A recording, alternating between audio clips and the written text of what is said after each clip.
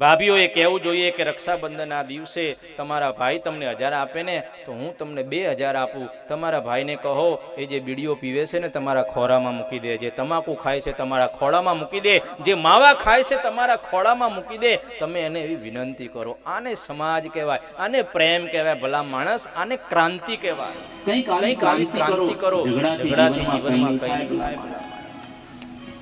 ભાભીઓએ કહેવું જોઈએ કે એને કો વ્યસન બંધ કરે. આ નાના નાના બાળકો રજડી પડશે. પણ આવા વિચારો ત્યારે જ આવે આપણામાં પ્રેમ હોય, આપણામાં પવિત્રતા હોય, આપણામાં નિસ્વાર્થ હોય, આપણામાં કોઈ સારી ભાવના હોય ને ત્યારે આવા વિચારો આવે. ભલા માણસ, આપણે તો રક્ષાબંધનમાં એક જ વિચાર કરીએ છીએ, રાખડી બાંધીશું, કેટલા આપશે? નહીં નહીં ભલા માણસ, જે આપે પ્રેમથી એનો પ્રસાદ સમજી અને એનો સ્વીકાર કરો. ભલા માણસ, ભારત દેશનો કયો એવો ભાઈ હોય કે પોતાની બેનને રક્ષાબંધનના દિવસે નારાજ કરે? ભલા માણસ,